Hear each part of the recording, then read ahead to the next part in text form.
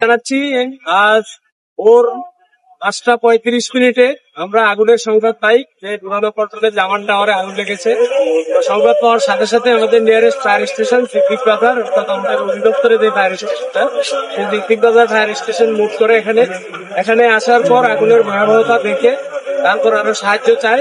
এরপর পরপর আমাদের আরো 3টি স্টেশন আসে, অর্থাৎ মোট 4টি স্টেশন এখানে আমাদের গাড়ি পাম্প অন্যান্য যন্ত্রপাতি নিয়ে আমরা এখানে উপস্থিত হই।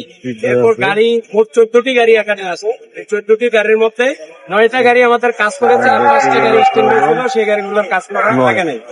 তো আপনারা দেখতে পাচ্ছেন বিল্ডিংটা সেন্ট্রাল এসি, সেটা পুরোটা কনফাইন্ড গ্লাস দিয়ে ঢাকা। ভেন্টিলেশনে খুবই সমস্যা ছিল। আমাদের মূলত আগুনটা ছিল 6 তলায়। এই 6 তলা থেকে আগুন ইলেকট্রিক ট্রাক লাইন দিয়ে আগুন উপরের দিকে যায় এবং উপরে বিভিন্ন ফ্লোরে ছড়িয়ে পড়ে, অর্থাৎ আগুন কম ছিল কিন্তু ধোঁয়া ছিল প্রচুর পরিমাণ। আপনারা যারা এখানে হাজির ছিলেন, আমাদের 6 তলায় গ্লাস ভাঙার পর কি পরিমাণ ধোঁয়া বের হয়েছে সেটা আপনারা দেখতে পেয়েছেন।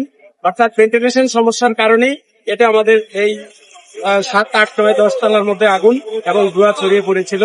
বৈদ্যুতিক ট্রাক লাইন এবং হলো সিঁড়ি, সেই সিঁড়িতেও ধোঁয়া ছড়িয়ে পড়ে। এটা আমাদের উপরে উঠা এবং কাছে খুবই কষ্ট।